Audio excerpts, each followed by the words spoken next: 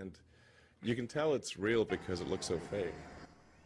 Okay, we are live 10/4, 2024. This is the anniversary of Sputnik, Russia winning the space race until those sneaky Americans with their psyops faked a moon landing, which is an acceptable opinion to have.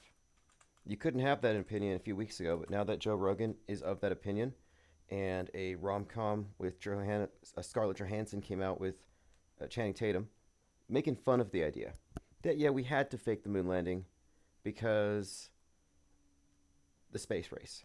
But it was October 4th, 1957, so it's kind of a holiday in a sense.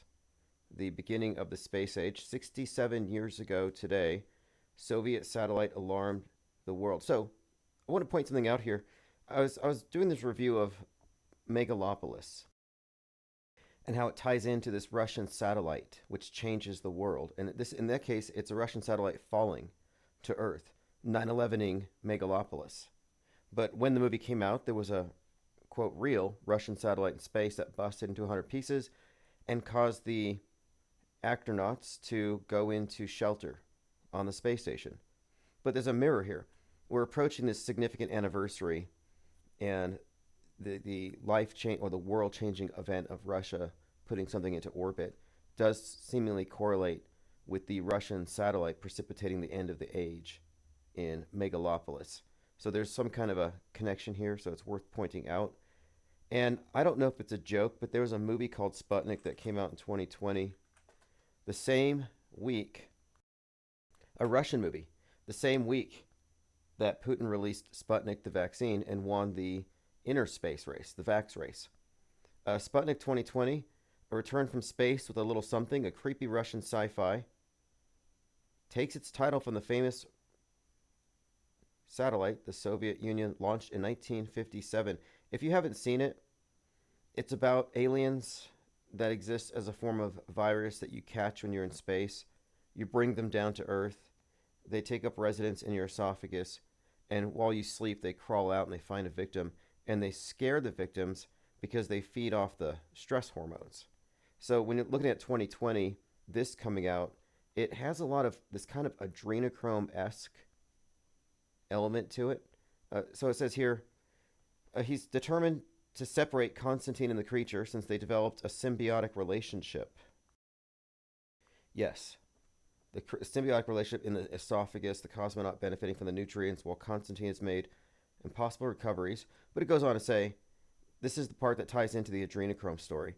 The creature shows itself to its victims to augment their fear, which makes the human brain release cortisol, from which the aliens obtain its nutrition. Now, it gets even deeper, because it turns out that these aliens had already made agreements with the governments of the world in exchange for technology. They were pretty much having to hand over people. So human sacrifices were handed to the evil aliens in exchange for technology. So that's kind of one of the narratives that has been brought back in recent years as aliens have been made a thing among the far right. I mean, aliens were a QAnon fixation for a long time. They said it was the blue avians versus the Pleiadians and the reptoids. And they had this like galactic federation of aliens that they were all about. And that kind of died off, but now it's back, and the aliens are just demons. And not only that, but they're working with the governments. That's the new element here. They work with the governments. So it's right out of this movie, Sputnik. And I did go out and see Joker 2 today. I'm just watching it for its predictive programming value, and I took some notes, and my notes aren't as extensive as they were about Megalopolis. And it's more of the same as far as what we're doing is we're monitoring the predictive programming that correlates to real world events. And the Joker series, with the Joker 1, Joker 2, as well as the Batman stuff with the Christopher Nolan, these have been like mainstays of predictive programming for major transformative events since like 2012. And there's no indication it stops. And so when you look at these same metascriptors and the work they put out, they're leading us to the nuke. Like, that's what we're waiting on, the major plot twist. is the major game changer. And so it's significant that Megalopolis is also Megalon, Magalon, make Rome great again. It's obviously about now. And when they had the Russian satellite fall, I do think it correlates to the idea of the end of an age, the end of an empire, and the space station. Or if the space station doesn't fall physically, there has to be some kind of, some sort of, I don't know, maybe the Russians lock the Americans out once they leave. All right, we're joined by Diana South, Portal Complex, Roxy W, Observing Reality, Hero Paranormal King Ravana, Ted Stryker, thank you for joining, Reverse History, Flozik. Reverse History did a podcast with Armin Ree, which I have to get my hands on, and I'll share it once I do. Joined by Flozik. King Ravana says the union workers are bearing bananas with Jimmy Hoffa. The union workers, the longshoremen, are saving the children who are trapped in the shipping crates. And the Hells Angels are rushing over to Aurora to stop the Venezuelan gangs from taking the turf from the Crips and the Bloods. You know, these American jobs are being lost, you know. And they've moved on. Now the new current thing is overhyping up the devastation from the hurricane, where you have people giving second and third hand accounts, taking credit for it, posting screen caps of somebody else's horror story that they heard secondhand, and they're doing this for clicks. This engagement bait, we always see rage bait, clickbait, rage bait. Now they're going into mainstream media turf, just sheer atrocity propaganda for clicks. And they're all guilty of it, and they're all saying the same thing. The government is not going to tell you. The media is covering up how many deaths there really are. Just like with Maui, where the truthers are running around saying, where's the 1,500 dead kids? 1,500. They kept throwing out these huge numbers of incinerated children, and they're the only ones looking. A few channels on TikTok. Their parents aren't out there saying, my kid's missing. And they threw in all kinds of stories about tunnels and white hats and all the nonsense, but that's happening right now, like as we speak, and you'll hear it. And so I'm listening to one of these obvious propagandists talking about how he tried to deliver supplies and he couldn't because the roads are broken, and he fake cried for a minute. I mean, crisis acting isn't just a liberal thing. It's not just leftists trying to take your guns. There are crisis actors full spectrum. And so this obvious far-right MAGA type is crying, talking about the devastation he heard about. And then he says, and damn the government for giving the money to the illegal immigrants. That's kind of like a synopsis, and you'll hear it. It's like, okay, I was waiting for that. Joined by Lord Laney, AJ206, Messianic Charlatan, Constant Elevation. Thank you for joining. We crossed the threshold. We're actually at 70. We've been filling up fast. Earthbull says, Nash Bridges, a show about a detective living in San Francisco. Remember the Golden Gate Bridge? Yeah, what's the deal with the Golden Gate Bridge? We did notice something with the Francis Scott Key Bridge. And speaking of that, okay, Francis Scott Key Bridge gets hit at 1:28 a.m. 12:08, Leave the World Behind, released. 10:28, you have the death of Chandler Bing / Matthew Perry. We were noting bits of predictive programming in Leave the World Behind for that bridge falling. And as we're looking into this bridge, this Francis Scott Key Bridge, we find the Mountain Dew connection, which is just funny. It was called Star Spangled Splash. We have another one today, by the way, like Southern Shock. But we're looking at this bridge thing, and someone, I think it was Synchromorpheus, had found out that next to the Golden Gate Bridge, you had a Francis Scott Key monument that was vandalized by BLM and replaced by a monument to the 1619 Project, which directly connects to Leave the World Behind. And the idea of the 1619 Project is, it runs deeper than just, I mean, it's the polarity, 1619 and 1776, but it also has a lot to do with the national anthem and the significance of players protesting it. And that's kind of what Leave the World Behind is ultimately about. It's about the clash between two worldviews. So it makes perfect sense that, one, Leave the World Behind has a lot of 1619 White Lion references, but two, it makes sense that BLM would have destroyed a Francis Scott Key memorial since he wrote the national anthem. And then the bridge that gets knocked over, named for him, And there is foreshadowing of that in the movie.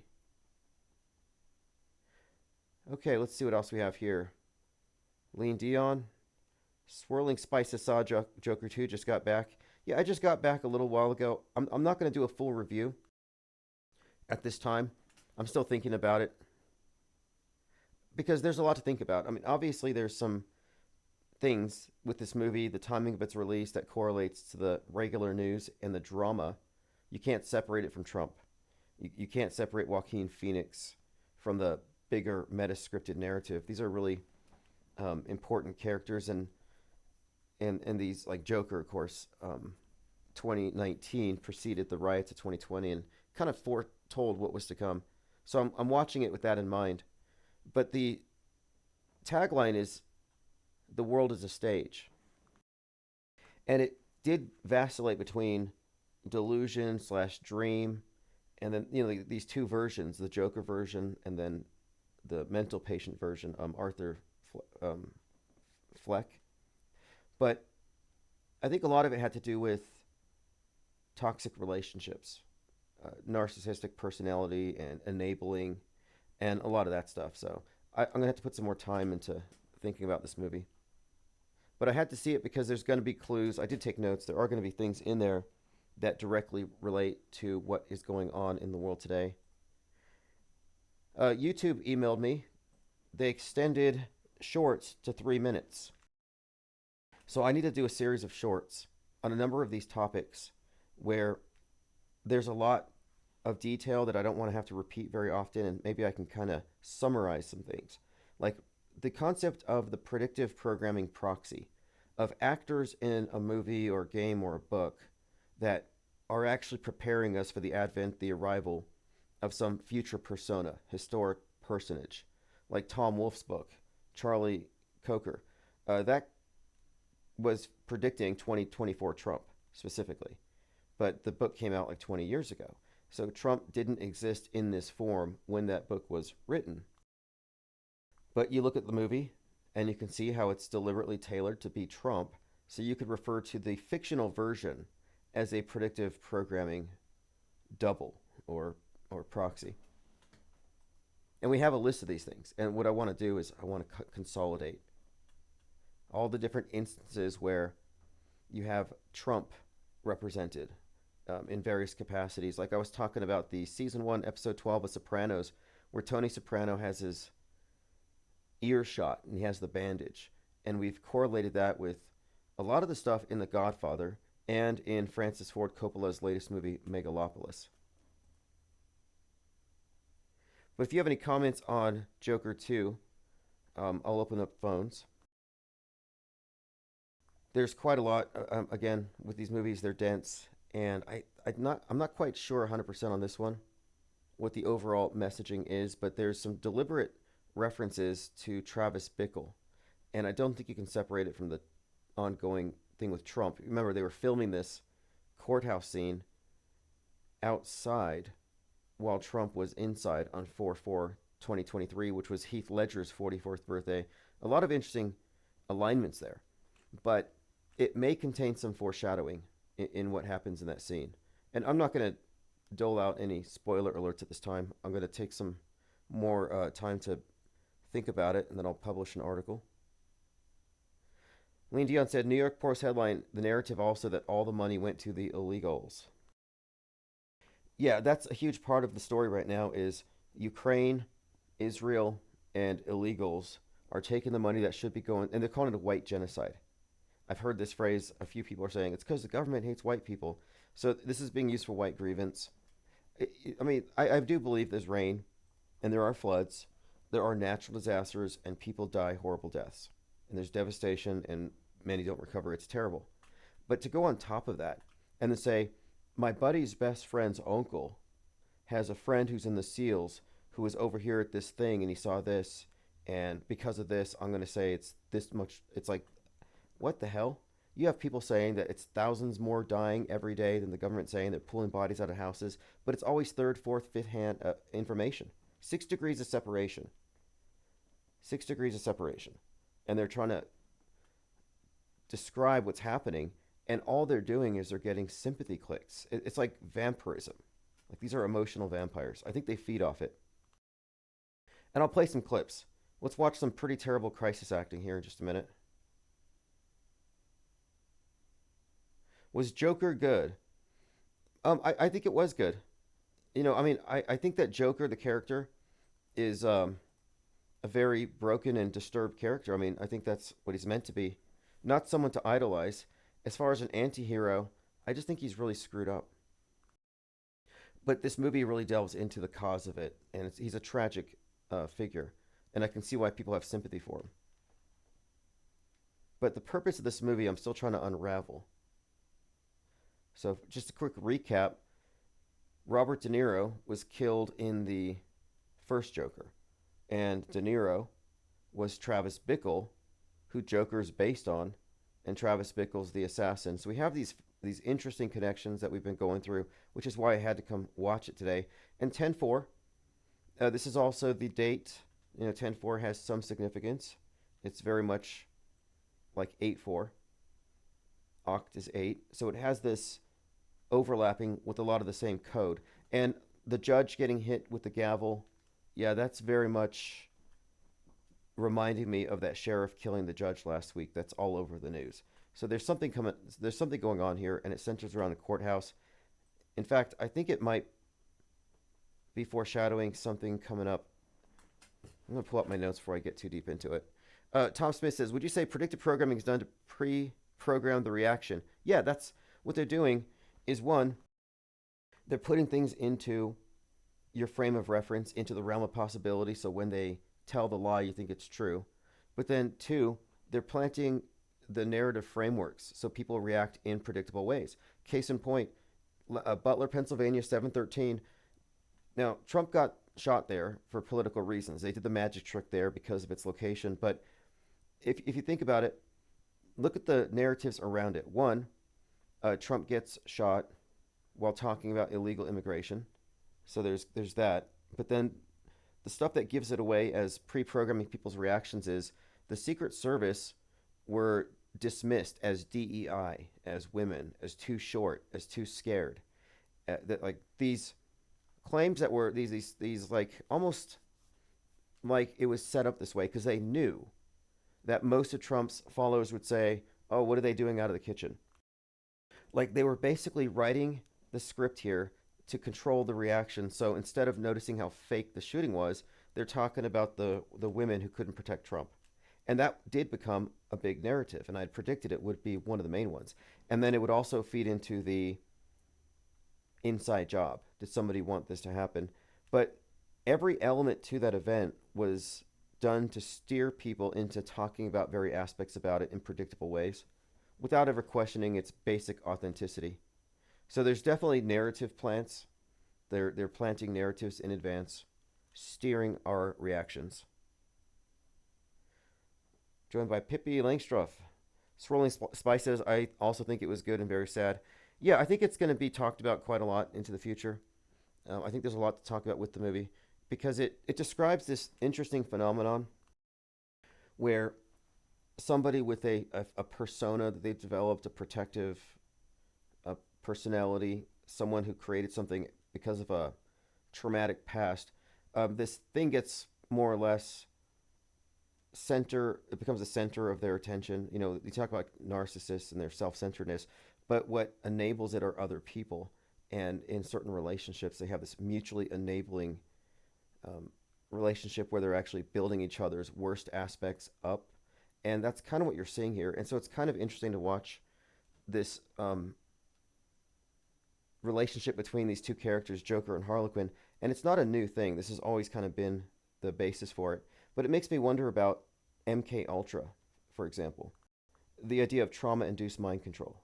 And is there really something there to these theories that there are ways of splitting somebody's mind and then inserting a completely different person? And that's kind of what this movie confronts. Very interesting stuff. I would call it it's more psychological than action, like Batman usually would be. Okay, let's see. Plain Dakota says it's not a white genocide. What's actually happening here is we're being shown countries are over anyone is any. What do you mean? Oh, I see. Countries are over. Yeah. Yeah, I think so too. Countries are over. This is the alien invasion. The grays represent the gray is the synthesis of black and white. It represents the completion of the great work. I think that they are tearing down the distinction. Nationalism, it has to go. And if you look at MAGA, MAGA is almost like a caricature of nationalism run amok. They've created this caricature with QAnon. They're running amok, storming the Capitol, bunch of terrorists. They're racist. Look at their hateful memes. I think they're setting up MAGA to take a fall on behalf of nationalism and just to make it look terrible. And I think they've succeeded. But I think the objective here, I mean, why do you think that MAGA, that Tucker's followers, hate aliens? I'm talking about extraterrestrials. They're being taught to think extraterrestrials are demons. And so if the aliens invade, they're going to drive out there with their MAGA trucks, their Trump flags, and their shotguns, and they're going to fight the demons that work with the Democrats. They hate the aliens for the same reason they hate the illegal aliens. It's the same agenda. The open border crowd on the left also embraces the idea of alien saviors. I think we've been conditioned through the whole alien mythos to accept this gradual one world system. Ready or Not says, here in North Carolina, the devastation is horrible. People have lost so much. Pets, lost livelihoods, and businesses. Yeah, I've seen quite a bit. What I'm thinking here, though, is that it's bad enough without letting a bunch of grifters add on to it so that they can add grievance politics into the mix. And you'll see there are crisis actors jumping all over this.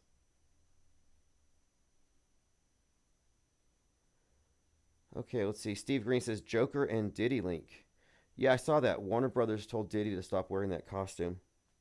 Now, is this Diddy thing going to be another Epstein where they hype it up? You think everybody's going to fall? Like if you remember in 2015, 2016, they thought everybody's going to fall. All the Democrats, the deep state, they've got dirt on all of them. Trump has blackmail on everybody. They hyped this story up for a long time. Nothing happened.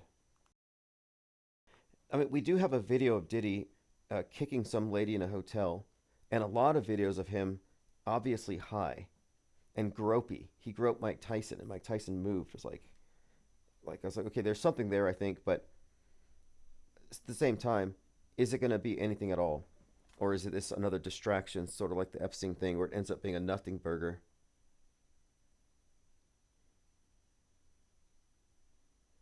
Yeah, ready or not. See, the concept of auto hoaxing or skepticism is not reality denialism. It means if it's an extraordinary claim, like it's not an extraordinary claim to say that a hurricane takes lives.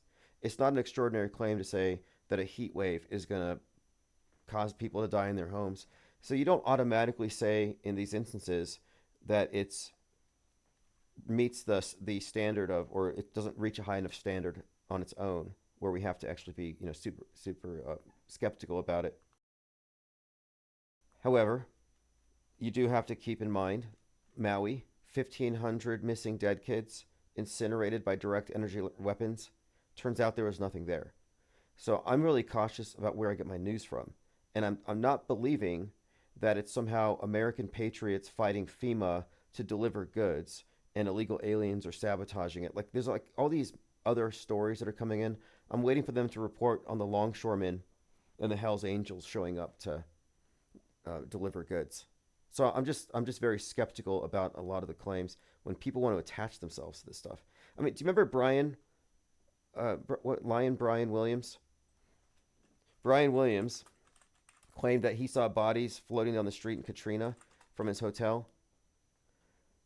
Yeah, he was on the ground. He wrote it out. Oh, there's so much stuff about this. But anyway, later it turned out he wasn't in that hotel and he didn't see any bodies floating down the road. That was a big lie. But this kind of reminds me, I want to bring up Chris Kyle, since we're talking about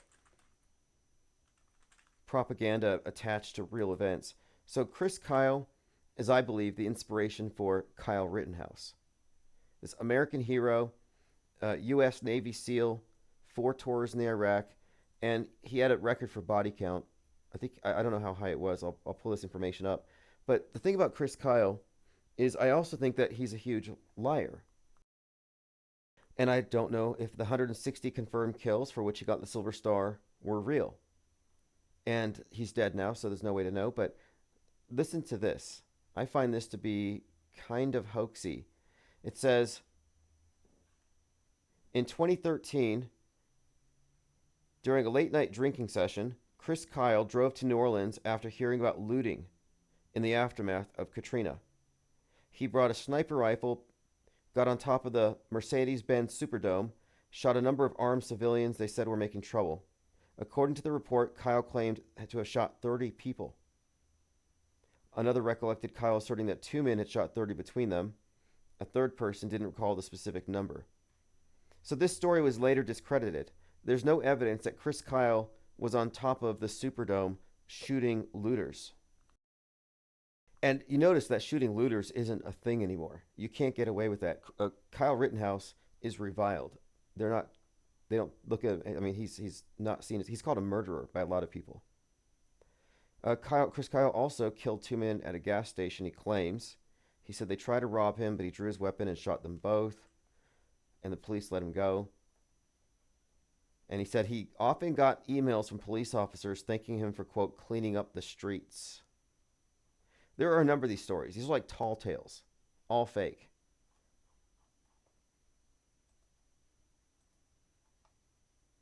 Okay, let me catch up on your comments, and then we'll finish going through my notes, and I'll open up phones. Plain Dakota says you saw floods and property destruction. Did you see dead people? Yeah, what I'm watching for is people claiming that there are more dead people or more deaths than there were, or that it's being covered up. Like, okay, Marjorie Taylor Greene's out there screaming that the government's using weather weapons, that they chemtrailed it. Like, listen to this. Marshall Dillian says, this guy's videotaping himself talking, but why didn't he videotape what he saw? It's very curious, all these testimonies popping up, no pictures or videos. See, I think that they are doing psyops on the public right now, just like the climate change people do. But in this case, you know, like with the polar bears, drowning polar bears, they fake like the polar bears can't swim. They show you animals in distress because climate change, and a lot of it's just camera angles and propaganda. But here's an example. So this guy here, his name is Hunter Wilson, supposedly. His account is honest and very hard to listen to. So this isn't the original person. This guy who uploaded it gets 1 million views, which is like in revenue, he's probably making some money here. So he gets 1 million people listening to this 7-minute ramble that he didn't produce. He says this man cannot process what he saw. He's in shock. Sad emoji. So I'm going to play a few seconds of it. We're just going to critique this guy's performance. Fucked. It is fucked. You want to argue with me about our government doing something? I will argue tooth and nail with you because I seen this shit firsthand. Talk to the people. Talk to them. When I got to finally, after the 3rd spot I went to try to drop donations off, because it's not because they didn't want it. It's because they had so much influx of material, they couldn't take it. I found a Okay, the story's building up. About 2 minutes in, 2 minutes and 30 seconds, he starts to put on his cry face. So let me go ahead and play some of his crying. Good that there's nobody in there. I mean, it's fucking horrible. No tears. Every bridge almost is wiped out. Everybody's saying, you know, I'm a one-man band. I'm trying to do all. Okay, he's crying over broken bridges. He hasn't actually seen anything firsthand yet. And then he starts screaming angrily about illegal immigrants taking all the money. Get here and there. It is impossible. Take it from me. I looked at it. Big old sniff, fake. Again, we see this a lot. This is an actor. I've watched these videos all day. I've been watching these things, and I can tell when they begin, they're coached. These individuals are being coached, and these are not authentic. And a lot of the people just run with it, and they share it, and they pray for the person, and give them clicks and money and attention. And once in a while, someone's like asking, why don't we see any kind of pictures? Why don't you show us? It'll have more impact than crying about it. I'm going to pull up some more of those. And just to show you that you can't trust any of these influencers on the right. So this is Lauren Witzke. Now, Lauren Witzke, I've been following her work for some time. I've known she was a paid troll agent. I know she doesn't believe anything she says. She's not exactly friends anymore with Stu Peters. They used to be sort of a duo. I think she was his producer, or the other way around. But they fought over royalties, and then he disavowed her because her husband isn't white enough for him and for their version of white nationalism. And so he's ripped on her for the baby. It's just insane and sick. But anyway, she's still here being psychotic. Lauren Witzke says, I get the feeling the East Germans must be rethinking the merge with their western half. A wall could come in handy right now. Now, she was part of a lot of these anti-vax docs, and I just want to point out anti-vax and anti-immigrant go hand in hand for a reason. It all has to do with this border psyop, the right-left split. The right is closed borders, closed skin. Left is porous skin, porous borders. It has to do with your relationship to the one world, to big government. And you can see the left automatically is geared that way. So now she's describing how East Germans don't like all these immigrants, and she plays this clip. And the clip here is suggesting that these women here are being harassed.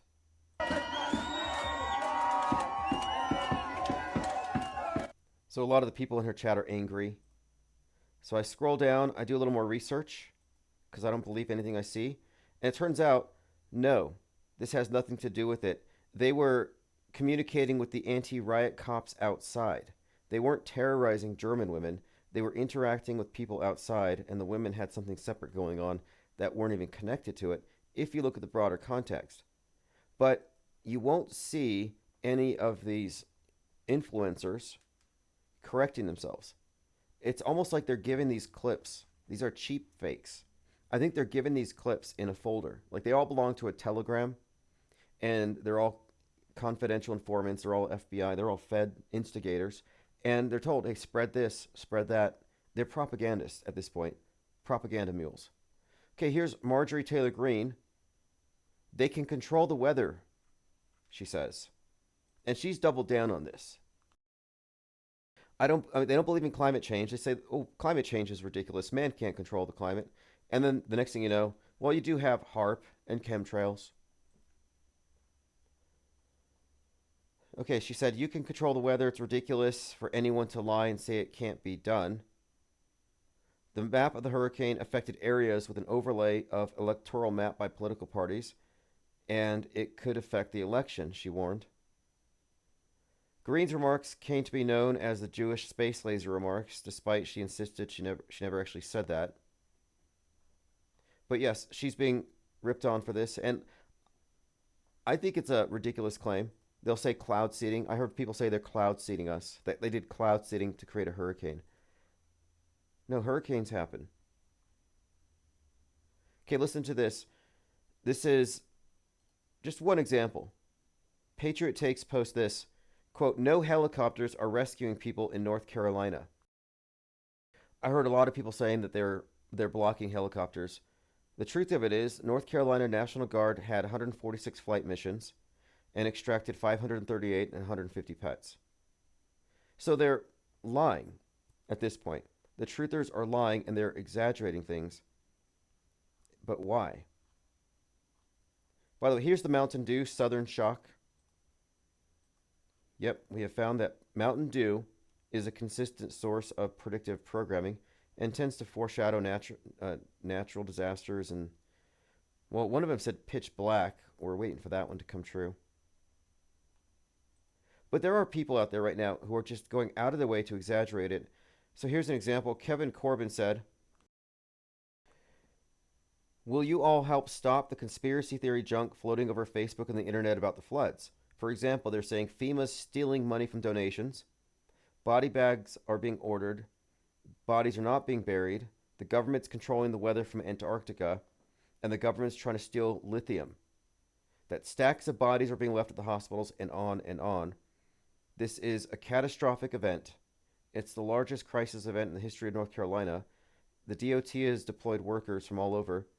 Yes, there's neighbors helping neighbors the way it should be, but don't let these crazy stories consume you. I'm leaning towards most of the exaggerations here are being done for political reasons to blame the storm on Biden and the left, the Democrats. It's a weather weapon. Everything MTG is saying is believed by the nonners and former QAnoners. So you might not see Qs flashing around, but Q's still there. In 2015, 2016, the Q people are saying that there's children in the tunnels under the cities and they're being trafficked. You no longer hear that from the Q people. But now these regular MAGA types are saying the longshoremen are on strike because they're tired of transporting children in these big crates and they hear them screaming and scratching at the walls. So they brought back a lot of this Save the Children stuff. They do it right before the election, and it's because it reaches into people's, it taps their heartstrings, it pulls their heartstrings. It's what it does. It's like emotional manipulation.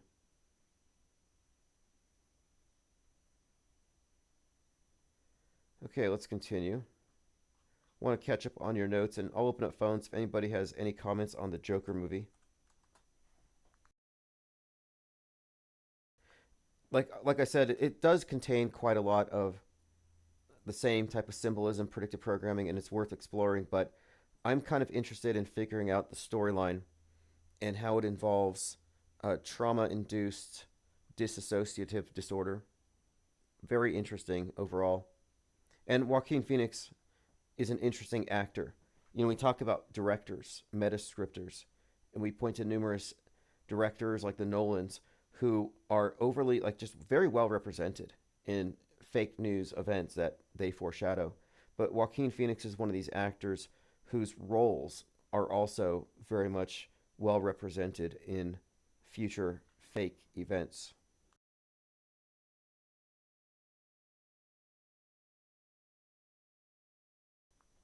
And a literalist said Trump just donated 25 million. Not bad. How much is he raising on NFTs? Immortal L says truthers are spreading speculation and theories without sufficient proof of their claims. Exactly. And if you retweet it, see, I retweet these things usually with a note like fake news, clickbait. I try to mark it because I'm not trying to endorse it, because a lot of people endorse it without fact checking it because they're low info believers. But I retweet these things just for my own research purposes.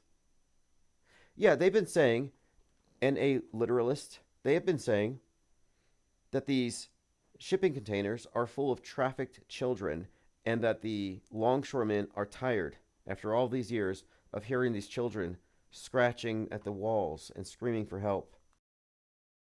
And truthers believe this stuff. I mean, it's really sad.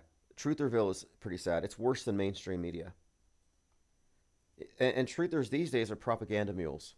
They just take all this propaganda and they carry it on behalf of whoever loads them up with it. Diana South says noise canceling headphones for the longshoremen. Yeah, I guess if I had to listen to that all day. But what happened to the first crop of missing children? So now we have the missing children that the longshoremen are going to rescue. But what about the missing children from 2015, 2016?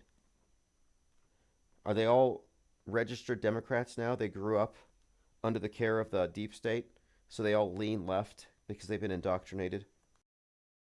They're all Trump deranged 18-year-old voters. What's up, Marcel? Good morning from the Netherlands. Tim in chat. Thanks for joining. Okay, let's see. Lean Dion says, one headline says it could swing the election because they were MAGA state. So people say Democrats did it, which is what Alex Jones is saying. Yeah, plain decoded, they need a different name than truthers. I like troofer, Troofer. But I decided I'm going to label them truthers or leave that label because now it's a pejorative. If you recall, truthers used to say, don't be an auto hoaxer. They say that these deaths aren't real. They would shut us up. It wasn't mainstream. Mainstream doesn't notice us. They don't have the nuance to see the various shades of truthers and media skeptics. But it was truthers who said no auto hoaxers allowed. So we took that name, auto hoaxer. And like, yeah, we're right. So I say they should keep truthers, and we should turn that into a pejorative in the exact same way. They try to quarantine us and push us out of their club, but now we're quarantining from them.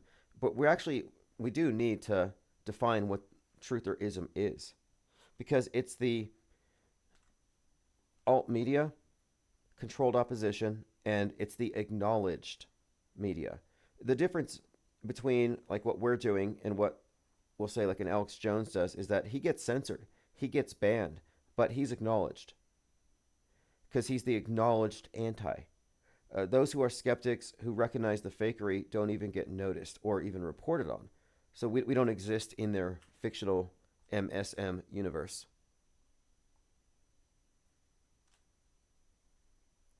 But the truther name has been damaged for a lot of reasons. That's why it's like saying woke.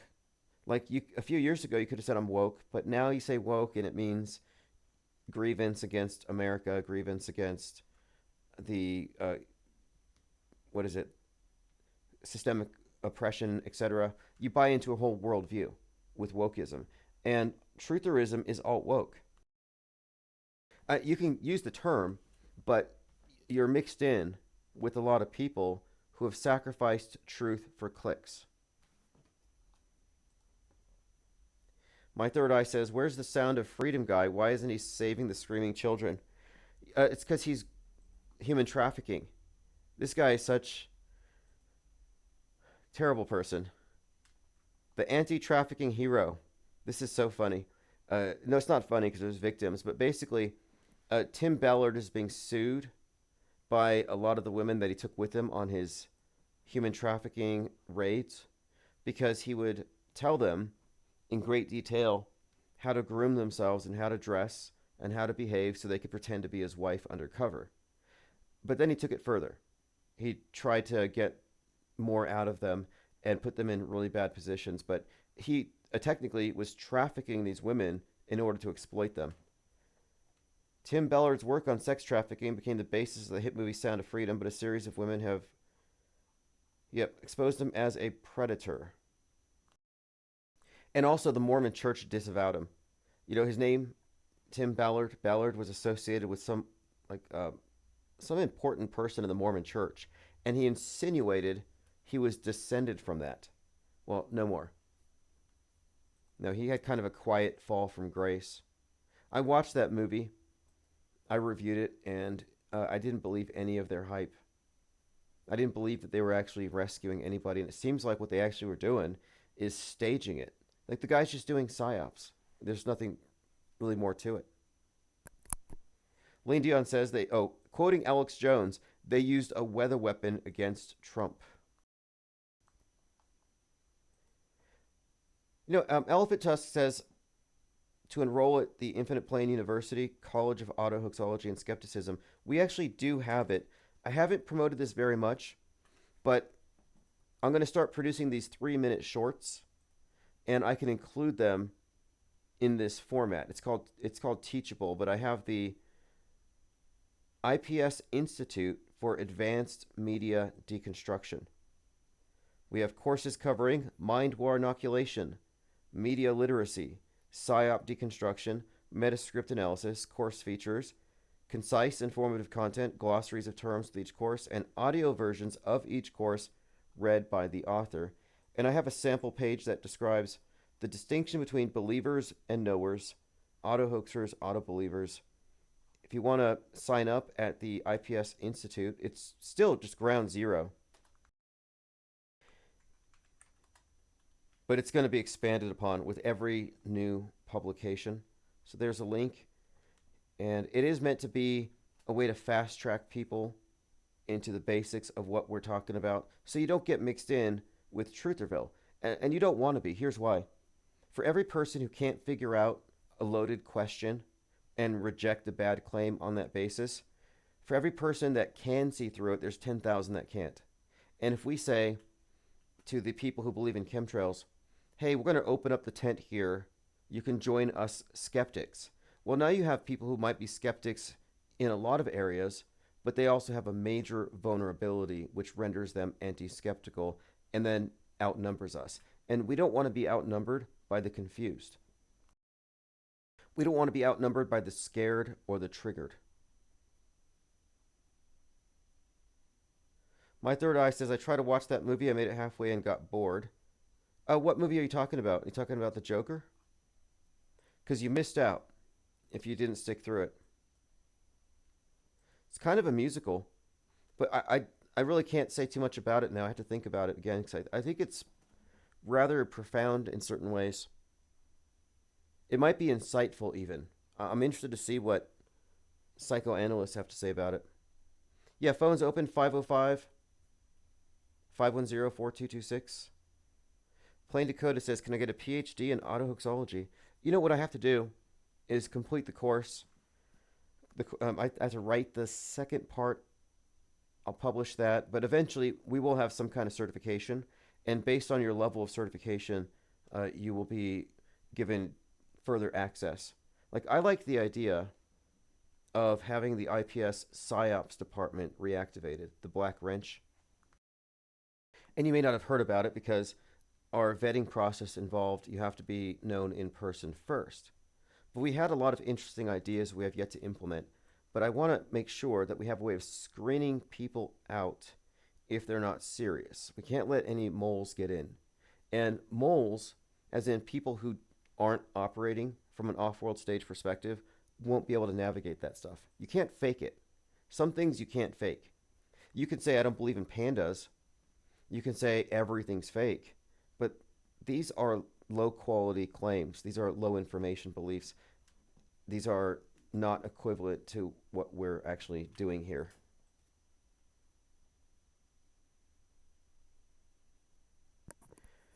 Okay, phones are open if anyone wants to call in. I'll put it on the screen. The number is 505 510 4226. And it'll show up on the screen momentarily.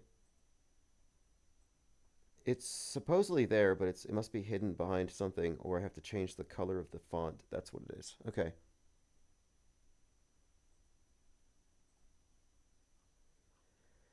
Yeah, you know what? For some reason, the phone number is not showing up on the screen, so if you can't find it, I would suggest going to ips.monster. I have it on top there, but it's not on the screen. Somebody help him.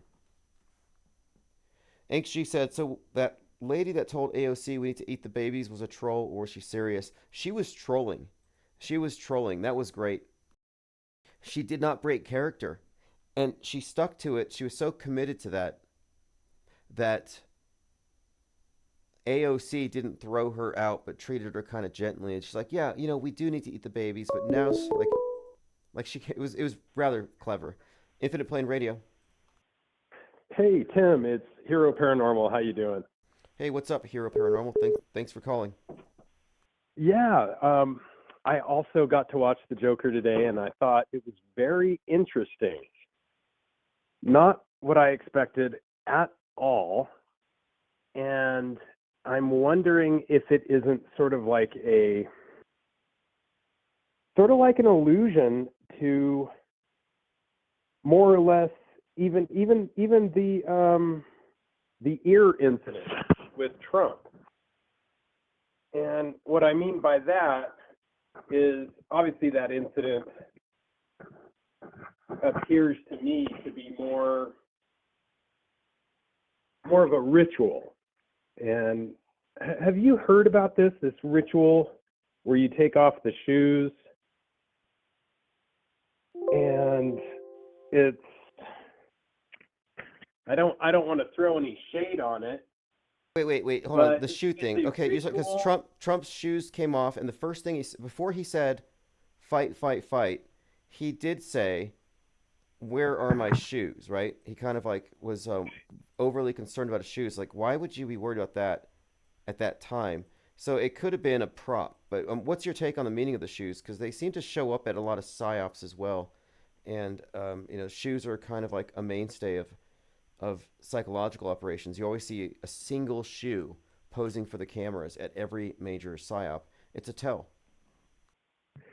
It's huge. Yeah, the shoes, as you know, like October 1st, this was, and many other. I would say it's something deeper into into the pool. It's kind of the deep zone where the shoes represent more of a ritual being performed. And but in this Butler, Pennsylvania event, what I found was really interesting. But Is, really quick though, of what do course, you mean? What do you mean by ritual? When you say ritual, like as far as the shoes go, um, where is this a practice? Like, what is the significance of the shoes in this case? Yeah. Okay. So it is an ancient practice, which used to be symbolic and had legal binding implications. This would have been in Israel and the Middle East. And this was like at a time when most people couldn't write or they were greatly limited. And so it was sort of allowed as a way for people who were illiterate to participate in legal transactions because biblical evidence and extra canonical support by scholars believe that this was kind of a right at one time, widespread in the Middle East as a way to kind of Okay, either hand over. Yes, I did It was see like a something. ceremony to hand Yes, over land. the Masonic shoe is a symbol of a physical confirmation of a spoken deed. To unloose one's shoe and give it to the other was a way of confirming a contract in ancient times. So yeah, I remember coming across this before, that there is some significance like the single shoe. And we correlated this with a lot of these different psyops where it's like, who left their shoe behind? It's like this Cinderella thing, and it just became so consistent we expected it. And maybe it seems to indicate that those in the know will recognize that this was a psyop that was just performed. Exactly. Yeah, this I think for the people in the know or the participants that were watching and knew what was going on, I think, this was often used for somebody to kind of hand over property which they formerly had a right to. But I think it's interesting that this took place politically in that stretch between obviously East Palestine and Butler, Pennsylvania. So this was an area that symbolically, I believe they've called it like the most important, politically, it's like the most important stretch of land. Well, I still don't know exactly about the shoes, but there must be something. The makeup on the face, how do you think that was accomplished? Do you think it was ketchup, like the Secret Service stopped at a McDonald's drive-thru and got an extra ketchup packet? Or do you think it was like a squib, maybe in the hat? I think it was a high-end squib, probably in the hat. Yeah, that's what I think. Yeah, I think a squib. I don't think he even cut himself. I think that it was. Yeah, I'm with you. I mean, the cutting, the blading makes sense, but it also could be random or it could be unpredictable. And I don't see them being unpredictable. Like, what if he tried a blade and he didn't hit it right? It would have lost that whole moment.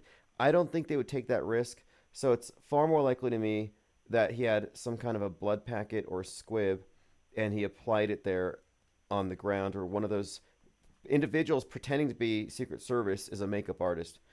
But that was 100%, if you ask me, some kind of makeup. Yeah, I think there was something more to it, and there were allegations afterwards that he oftentimes spoke or usually spoke with his shoes off, which I kind of have a hard time buying into that, thinking that he was, always trying to be grounded. That seems super new age to me and not really in his toolbox. But this other ritual, this ancient ritual that highlights it's very strange. It's very strange. But does this fit that? There are parts. Does this fit What's that? Like he was knocked out of his shoes. It wasn't like he handed them to somebody. I mean, I don't know. Maybe. But what else from Joker though in particular? You talk about Joker. What did you pick up from Joker? Yeah, I think it's very similar. I think that it's a scenario where it's kind of the handing over of the helm to a female figure. And in Joker, I think it would be Gaga, where you're on the edge of your seat the whole time, expecting, something. And it is very much sort of like she is enthralled into the same thing, much like Kamala saying the same thing as Trump has been saying, kind of stealing his playbook, to not mince words, and it's working, and it's just a more sellable version, right? And so it's basically kind of like the I don't know, like a transfer. It seems like a transfer of energy or of power. Okay. And I don't want to ruin it. I don't want to do any spoilers for people that haven't seen the movie, but so I won't. But there is sort of an allusion at the end of the movie to something else very Joker-like by another individual who ends up telling a joke, right? And the punchline is the final finale. But interestingly, it's again sort of that passing of, the torch from one to another. But yeah, really interesting, and definitely musical movie for sure. Right. Yeah, I did kind of get that thing at the end where the idea that he's having a child and he talks about his legacy and his son being better than this. This is like the same kind of thing at the end of Megalopolis, and I think it's important to consider the movies that come out at the same time and what parallel messaging they have. And in that one, the main focus at the end of the movie was drawn to the child that was just born, representing the future. And so the symbol of the child representing the new age, the new future, what's coming next, in that movie was a female. In this one, you don't know the sex, you don't know the gender, or the sex of the child. You don't know if it's a female, but you're right. It does seem like Harlequin would be the one who would follow up, because of course, no spoilers. But I think you might be onto something here. Megalopolis seemed to me to be very blatant about its meaning. This dissolution of this world order into chaos after Russia dropped something on us, and then they build back better. And what they build back has replaced the flag or the Pledge of Allegiance to America with the Pledge of Allegiance to humanity. A lot of one world predictive programming, in my opinion. Very much. And if there is one other very strange type of structure, which is called the Levirate marriage, or Levirate marriage, which was literally sort of also kind of goes down this shoeless transaction, which was basically a ceremony regarding the transfer of property or something equivalent, oftentimes when people were in open conflict. So I don't know, but maybe I'm getting too far back on these things, but yeah, there's a lot of interesting rites and rituals, and I think that definitely the Joker has meaning in it. It's just not what people, it's when they paid the price of admission, I'd say that the average moviegoer was not looking for what they were served. Well, it's certainly not the same as a Christopher or Nolan movie, as far as like it wasn't as, to me, it doesn't seem like it contains a whole lot, but I have to keep watching. We'll have to see what happens next. Like Batman had more definitive links that I could pick up on right away. The Frank James subway shooter, the timing of the release of the movie with Joker Sarnev and his death penalty reinstated, the flood the polls slogan of the GOP perfectly aligning with the flooding of the polls as a result of the Riddler. Then you had the shooter in Buffalo inspired by Tucker Carlson and his white replacement theory, and then the Riddler, who's the instigator, his weapon is called a Tucker. Well, hey, I got another caller coming in. Anything else really quick here? Yeah, I do think something will happen with New York, because I don't know if you saw when the jury read the final verdict, up until that point, everything had been mentioned like Arkham and Gotham. And she actually said here in New York. And I thought, that's strange. Either they slipped up or it was thrown in there. Hey, thanks so much, Tim. Have a great one and appreciate you having me on. Awesome. Thanks for the information. And yeah, we have another caller if you want to call right back. And I was taking notes as far as, like numbers, any sort of clues, things that might indicate something, as these things tend to do. So I will be going through those in detail. And I did pick up some things that were, like the case number had a 1963 in it. We're looking for things that would correlate, like Leave the World Behind, the zip code 1963, the release date 11/22. We're looking for those types of almost Easter egg types, the less than overt. Anyone else? If you've called in, it's numbers on the screen, 505. If you want to call in, just look at the number on the screen if you've watched the movie. Infinite Plane Radio.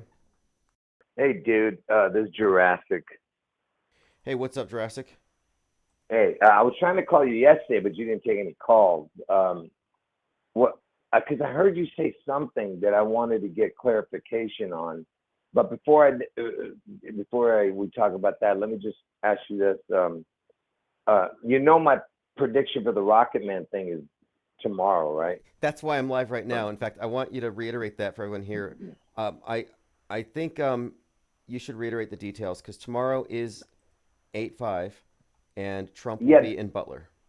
Yeah. Okay. Well, I can't give you the details of the so much about what the video is about. Only one thing I can tell you, but you got to watch part 1 and part 2 of the Rocket Man videos, especially the part 2. So it's under the live stream section of my channel. Okay. But anyway, but the main thing is before Trump said that he was going back to Butler, Pennsylvania, the day before he declared he was going there, nobody knew. And I said that something's going to happen on 10/5, some kind of predictive programming event. And then the very next day, he declared he was going back to Butler, Pennsylvania that day. So already the predictive programming already happened. Okay, so it's nothing even has to happen tomorrow. It's already there. But I still feel like some predictive programming event's going to happen, but it doesn't have to include Trump. I'm talking about something big happening in a sense. But the connection to Trump going back to Butler, Pennsylvania is the fact that, everyone on your channel should know that I'm saying that Trump's going to get his real head wound on August 4th in Ohio. And he's going back to Butler, Pennsylvania 85 days after, he got his ear wound, So that's basically it for right now. But then I have another question for you, but go ahead. Okay. Yeah. See that. So that already establishes something. The fact that 85 days after, and 84, such a huge reoccurring clue in all this repeated theme. I mean, there's so many things that repeat, but the 48 stuff is definitive. So that he would be going to Butler this many days from that last event, that's beyond coincidence, and that's affirmative of what this plot that's rolling out. Right, and the fact that it happened, the time was 6/11 when he got his ear clipped. I mean, so that means that he's connecting both events that I talk about. I mean, both my predictions, 6/11 and 8/4, to that ear clip, because the time was 6/11. Right now, he's 84 days, 85 days. If you add the day, Yes. Yeah, so it's ridiculous, it's total predictive programming. But you have to watch my Rocket Man videos for that. But you can ask more questions on that after. But let me ask you this: clarify something. What did? Because I have information on Shia LaBeouf. What did you say about him yesterday? Did you say he was on a cross upside down? Yes, Shia LaBeouf is in this movie, and Megalopolis, which I don't know if you're going to go see it. I'm not 100% going to recommend it, but I'll put this up on the screen, what we're referencing here. But in that movie, the character has a big T square, like a Trump. The Trump-esque character does get a head wound, his right eye. He miraculously heals it with some kind of technology. So it's like after he's resurrected, from this head wound thing, then they go to the Saturnalia, which is where they worship Saturn, and at the Saturnalia party, Elvis is the singer. It's hilariously connected to everything you've been saying. But Yeah, Shia LaBeouf in this movie is crucified upside down by the mob in front of a big $100 bill. I'm going to put that on the screen. And I also want Okay. to remark that on Deadpool, there's a scene with a destroyed Space Needle. So here we go. This is Shia LaBeouf, $100 bill. Just one last thing. Did you say he's the one who had the eye wound? No, it's the main Oh, character. His name is oh, the main Adam character. Driver. And by the way, this main character, Adam Driver with the head wound, looks like Oh, Neo, based on Neo. They got Morpheus in the movie. But interestingly, he's the main character in White Noise, which is about Palestine, Ohio. Where we have the toxic airborne event that was preceded by the real thing. So in other words, we have a connection now with the Trump character head wound and Palestine, Ohio. yeah, great connections. And the reason I'm bringing this up is because that Shia LaBeouf. I've been talking about him because you know how he was acting like a lunatic a couple years back. Did you remember that? Oh yeah, yeah. He was Yeah, acting like a lunatic publicly. Yeah. yeah. People thought that something was going to happen to him, like he was either going to kill himself or somebody was going to get himself killed, right? And and I was telling people uh, ahead of time because I used to look up people who were born on a certain date, and I said this guy's one of those people. He's born on June 11th. That's why I'm saying that. Okay, this is big because I've been talking about the significance of the $100 bill, June 11th. Okay, so Shia LaBeouf's born on 6/11, and in this movie, he's portrayed as being crucified in front of a $100 bill. The $100 bill has been connected to the exploding Space Needle or the flooding of Seattle and the Space Needle in a number of movies like Sonic the Hedgehog, who gets paid in hundreds after he bombs the sewers and causes the flood and he runs out the Space Needle. In Free Guy, another example, a guy's wearing a $100 bill on his shirt when he hits the reset button. But I've noticed this reoccurring theme with the $100 bill associated with this Seattle psyop to come. So the fact that his birthday is 6/11 and he's in front of the $100 bill is just that's rather good. Well, in the past, I've talked about why not 100, but the word hundred, but not 100, but hundred has the connection to the word Lucifer and the words the king. So I'm just letting you know that it equals almost the same in gematria. The word hundred, not 100. Right. Well, the folded $100 bill turns into a space needle, which appears Right. to have some kind of a EMP blast above it. And this is just super consistent with many other things we can point to. And one thing, too, the Space Needle was revamped a few years ago. It was 2019. And they called it the Century Project, where they put $100 million into it. And I'm thinking, why would you put $100 million into this thing if it wasn't part of the destruction of it? And I think that this is an indicator as well. So the Century Project at the Space Needle. It was in its Yeah. 55th year that the Pentagram Company decided to put $100 million into it. Yeah, see, that's the key is the people who built it. It's called the Pentagram Corp. I mean, you can't like it's absolutely impossible to make this up, man. When you consider the fact that the words space needle equals exactly the same in gematria as fallen angel. Fallen angel equals space needle. I mean, it's a perfect connection to that. But and you know what, man? I don't really have that much more. I mean, I have you got to watch my videos and stuff to get it all. But I just want them to see, was it really him that was upside down on the cross? That's crazy. Good connections there, 6/11.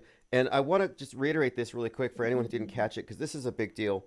The main character in Megalopolis, who's a Trump proxy, gets the right eye head wound, recovers, raises from the dead. So you have that connection. And then Elvis is singing Trump's inauguration song, America the Beautiful. So that's all weird in and of itself. But whenever we talk about the stuff, like for example, Butler is 42 miles from East Palestine, where you had the train derailment. Well, the movie that preceded the train derailment and this big black cloud that I'm showing you on the screen was called White Noise. And the main character in White Noise is the main character in Megalopolis, the Trump guy with the head wound. So, this is an overlapping theme as well, these two And events. and Yeah, and don't forget the White Noise original. You still have to go watch that again to get that Elvis connection. It's big, that first one. Right. Well, hey, thanks Yeah, for the call. This is a connection that I wouldn't have made otherwise. Always yeah. appreciate you dropping in, and Just real quick, make sure make sure watch my live stream about the Rocket Man Part 1 and Part 2. That way you get the full understanding of what might possibly happen tomorrow. okay. And one more thing, I went to go watch this Megalopolis thing, this movie, and locally they played a trailer here for Back to the Future because it's the 35th anniversary, and they're going to be playing it in the theaters here all month. Huh. It's kind of weird, but okay. Yeah. I'm going to put a link to your Rocket Man video in the chat, so if anyone wants to watch this before tomorrow, they can see why you've pointed out that tomorrow is likely a highly significant day. And tell them to watch Part 2 also. It's under the live stream section. Got it. Got it. All right. Thanks for the All right. call, and I'll spam Thanks, the man. chat with that link. Take care. Yeah, interesting. The connection here that I was pointing out is that the 42 miles between East Palestine and Butler connects the toxic airborne event, the mushroom cloud, the nuke theme, to the head wound. These things are always side by side. So that the idea here is that with Megalopolis, the main character is the main character in White Noise, which in very specific ways connects these things. It connects these two events, pairs them together. Now, the channel is Jurassic Liars, Elvis Seattle 611 and 84. I'm going to post the link to Rocketman Event 1. And then you can subscribe and then watch Part 2. But if you just want to see why he's pointing out 10-5 tomorrow as being highly significant.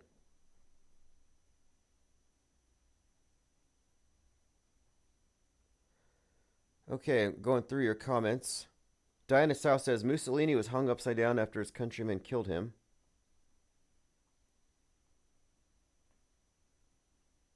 Yeah, I've heard, is crucified upside down satanic, asks Marcel. Well, the Satanists do like the upside down crosses. Deicide is performing here in Albuquerque tonight. I saw the sign, and the singer has an upside down cross burned into his forehead. Although some say it ties into St. Peter. And then there's a St. Andrew cross, which is like more like an X. And I showed an image yesterday of Joaquin Phoenix because he played Jesus. So you can find an image of him quite readily crucified on a cross like this one. But he's also crucified in 8mm on a St. Andrew cross by a snuff film maker. Again, what we're looking at here, this symbolism tied to these actors, is consistent across many, many movies. And unless you have the bigger script in mind, you wouldn't connect these things or see them as connected. But these are things that have nothing to do with the real plot of the movie. These are just scenes that are inserted that, looking at it from an outside perspective, you start to see, okay, Joaquin Phoenix is consistently associated with Christ for some reason. And even this Joker movie, there was this idea of his persecution and martyrdom.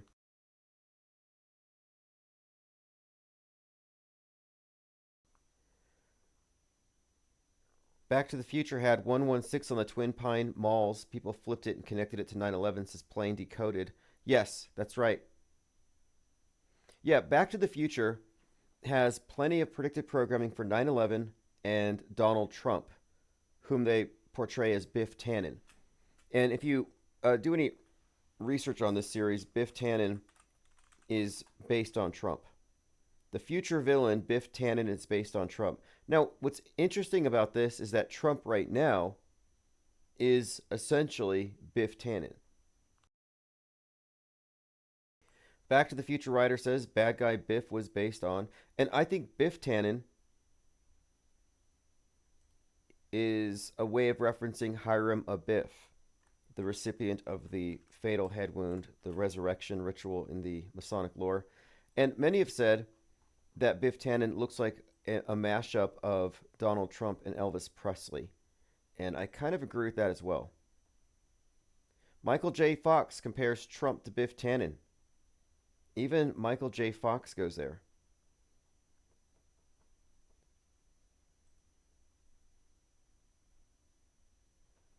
Okay, let's see. Earthbull says, I've seen others create ways to detect formulas hidden within ancient popular paintings, hidden in plain sight. Yeah, I'm actually doing some research, and I picked up a book. Hopefully I brought it with me. Does anybody here follow Isaac Weishaupt? Okay, I don't have it with me, but I'll look it up online here. I stopped by a thrift shop, and I found a book called The Dark Path by Isaac Weishaupt, who's a podcaster. He's more in the realm of, I guess, MSM plus. Not an auto hoaxer, but that doesn't change the fact that this book is well researched. And one of the things that he's really tapped into is the occult within the predictive programming, and he's correlated it very strongly with marketing and with the use of predictive programming as a way of planting seeds and getting people to arrive at conclusions in advance. So he has a pretty good understanding of it. But his emphasis is more on the occult side and what they really believe. And he does have some interesting ideas, and he might actually be correct. But I'm trying to remain objective here. Like, I acknowledge there is a place where magic and media intersect. But too much of the thinking in that area delves into synchromysticism and simulation theory. And these are dead ends. And I think these are dead ends that are planted, that you're led to, so you don't go far enough. And so I'm reading this book, though, because it's well researched and it has a lot of great information about the origins of the modern paradigm and its occult aspects and things he's pointed out. Like, I mean, we often talk about the Super Bowl, because every Super Bowl, we know that the halftime show is going to be some kind of, I guess for lack of a better term, some kind of satanic ritual or pagan ritual. And you can note the patterns, and it's consistent, and it's predictable. In fact, after Rihanna did her red dress performance, this moon goddess thing, with the male dancers in white, we had the follow-up with Alicia Keys in red, Usher in white with the phoenix on his shirt, and now it's Kendrick Lamar, who won a Grammy for his performance, dressed in white with the crown of thorns, surrounded by female dancers in red, smearing him with blood. These are consistent, and the symbolism, the color, the meaning of it, it's very consistent, but it's a cult. It's in your face, but you wouldn't know what it is unless you were studied on or initiated into these mystery schools, the occult. But it's there, and it's not a conspiracy theory. Predictive programming is there, and it's not a conspiracy theory. People who deny predictive programming or don't know what it is are just ignorant. It's there. It's be documented every day. It's evidence of fakery. It truly is. When you look at the enormity, the extent of it, the undeniability of the deliberate coordination and synchronization between entertainment media and future news. I mean, Biff Tannen was created based on Donald Trump, but also based on a form of Donald Trump that really hadn't emerged yet. Sort of like that senator portrayed by Robert De Niro in Machete. Yeah, he was portraying a Trump who didn't exist yet in that form. But Trump is a character. He's an actor. He's a reality TV show star. And he is comporting himself to a pre-existing mold. I had this conversation with someone, and they're saying that, Trump's better than Kamala in every way. Why are you voting for Kamala? And I said, I'm voting for Kamala as a protest vote against truthers who are going to reflexively vote for this puppet. We shouldn't be supporting puppets, not if we're being honest with ourselves. And she said, well, he's better in every way. And I'm just thinking, you must have Stockholm Syndrome. This guy faked a head wound to tug at your heartstrings. This guy incited a fake staged insurrection to smear the entire right wing as a bunch of insurrectionists to lay the groundwork for destroying American nationalism. Trump is a destroyer. Just like Musk, these are wrecking balls. They're set up as examples for the masses to look at and say, we can't have any more billionaires. Look at the damage they're doing. We can't have these opinions free floating on the web. Look what X has done, disease X. They're getting the public to acquiesce to increasing levels of control because of these people. So the idea that you would follow them as though they're somehow on your side, it's a little sad. In 2024, in 2020 it was somewhat understandable. I still kind of felt sorry for some of my QAnon friends because their hope, their social capital, everything was invested into this fraud. But there's a point where you just have to pick up your losses and move on. It's like, you pull the lever on the slot machine and you get a little kick every time you win, but then you lose 20 times. But you win once, and then the intermittent random reinforcement keeps you hooked, it keeps you addicted. And I see the QAnon hopium addicts as at this point they got to just hit rock bottom, just let them go. Leave them with their false explanations, leave them in Trutherville. Trutherville is like Chazistan at this point. Earthbull says 9/11 predictive programming was eerily everywhere. Yeah, what gets me is that the 9/11 predictive programming is noted by many. Many notice even Kubrick's references to Apollo 11 in The Shining. But they don't put it together that it's not just 9/11, it's everything. And when I say everything, I mean everything that goes through the curated frame, Big Brother's viewfinder, has a precedent in programming. It's a part of the infrastructure. In other words, there is a synchronization here. And it's not always far in the past. Sometimes it's real time. And this is what is a dead giveaway. And this is what we picked up on in the last 2 years. You look at Trump kicks off his campaign in Waco right after Netflix releases Waco American Apocalypse. Trump's being charged with stuff because of January 6th, so 1/6. And in the Netflix trailer, they mention Waco was raided over 1.6 million rounds. And then you see a commercial right after. And Fox is being sued by Dominion for $1.6 billion. So I'm picking up on all these things where it's been consistent for decades. But not only that, the timing of the releases of these movies are often concurrent with what is happening in real time. So the consumers of Netflix are going to associate Trump with Waco. On 4/19, we had that individual set himself on fire outside the courthouse where Trump was. That's the anniversary of Waco. That's the anniversary of McVeigh blowing up Oklahoma City. But the concurrent releases, the more recent one, 7/13, Trump gets shot, thine ears shall bleed comes out. Captain America, president, gets shot at on the trailer, released at that time.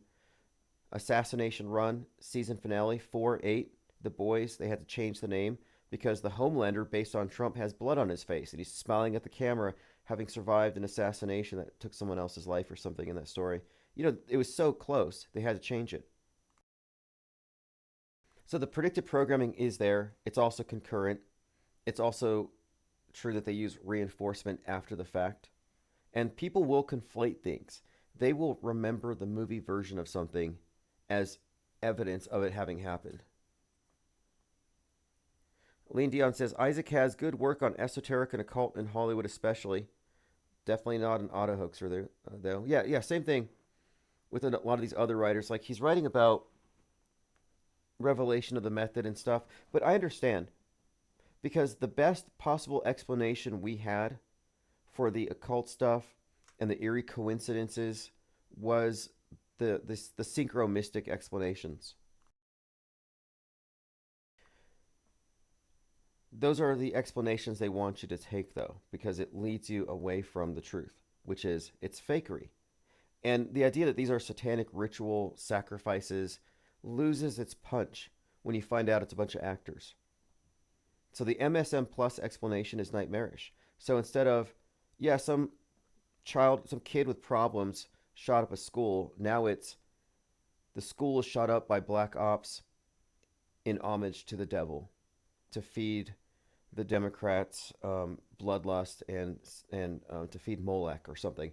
So they add on they add a bunch of stuff. And speaking of Molech, when Alex Jones went to Bohemian Grove, he didn't see human sacrifices. People weren't drooling and calling for death, and he just really embellished the whole thing. It was not that extreme at all. It was actually kind of boring. But the nightmare version is what they sell to the truthers, which is more extreme than the normie version, which agitates them, terrorizes them, but doesn't take them to the truth that it was fake.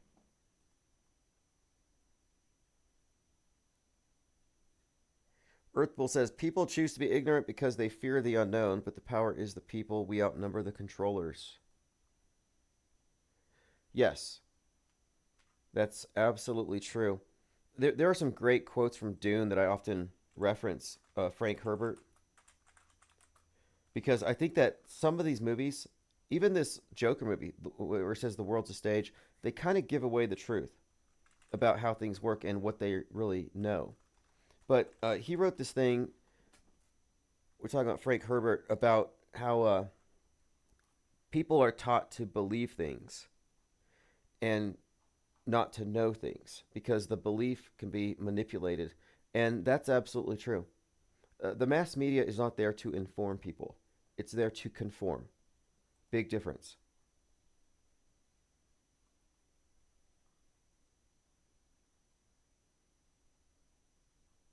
Diana South says, I still meet MAGA band members. Yeah, the MAGA ban is a construct designed to be the domestic violent extremist equivalent to radical Islam. And this ties into the numbers. 9/11, external threat, flip it, 6/11, the internal threat. Timothy McVeigh executed 6/11. We have so many examples of the number 6/11 being specifically attached to the right and to the nuke. Oppenheimer said the movie was 11 miles long, 600 pounds. Oppenheimer's wearing the K6. So you got 11.6 everywhere. And 6/11, again, is consistently attached to this nuke scenario. And this is where JL, the previous caller, and I, in our research, have really kind of overlapped. I was like, somebody else is noticing this 6/11 stuff. Dwayne Aubith says, they call themselves illumined because they bring light to the world and keep the secret of electricity is harvested through the air. I've heard that. I think it's because when they are initiating people into their clubs, they put the sack over the head and they tell them that they can see the light now. And they pull the sack off and they see the light. The temple lights. And they're told that outside, and it's all veiled by secrecy, you have to swear an oath to secrecy to get in, that outside the masses are in a wilderness of darkness. And I think that the darkness is belief systems that aren't attached to objective reality, simulations, the simulations people live in, the consensus generated or the consensus agreed upon simulation, which is generated by a media monopoly. There's a worldview monopoly that provided the big sim that everybody lives in. But I think that the illuminated are those who know about the sim at some level. They're let in increasingly on how fake it all is, on the mind control. But I don't think that every person who joins one of these clubs is necessarily let in. But I think that the meaning of the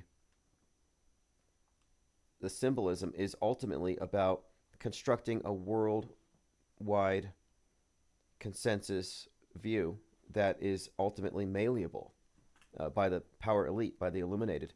And look at Westworld. You have this simulation on a table, and the programmers are all around it. And the synths inside don't know they're being programmed. It's like the Truman Show. And the programmer, Christoph, who's like up above in the moon or something. Then you have the Hunger Games, where you have the elite are gathered around a table, and on the table is a map of the place where the Hunger Games are taking place, and they're just able to manipulate it from without. And so I think that the knowers manipulate the believers. The knowers are the programmers.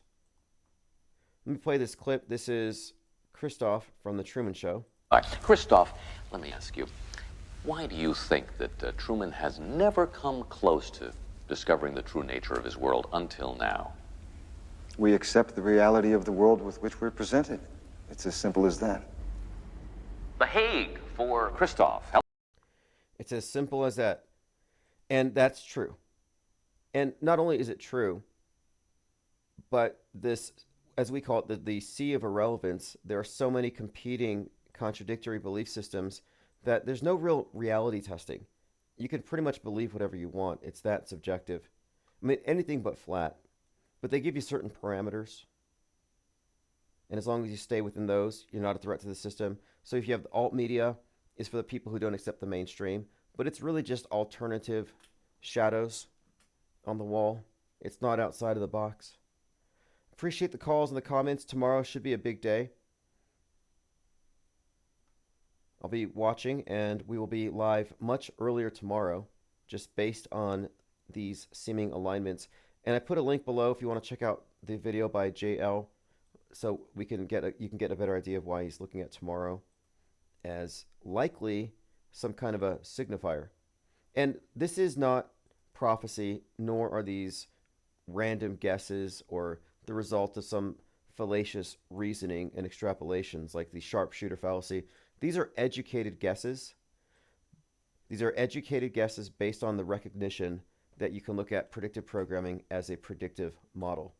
So these are educated guesses, informed, not random. No different than watching a movie and trying to guess who the killer is. Reading a book and try to guess where the author is going based on what? What is the basis for you guessing what's going to happen at the end? Foreshadowing. It's a literary technique. Predictive programming is foreshadowing for the world stage. All right, this is Chief Crow, Auto Hoax. Have a great evening. I'll send archives out via email.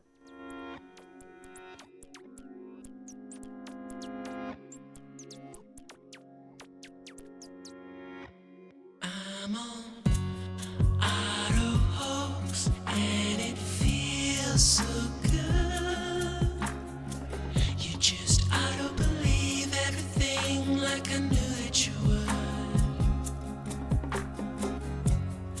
In my dream, you know I ain't got time, baby, for another crisis actor with soulless eyes.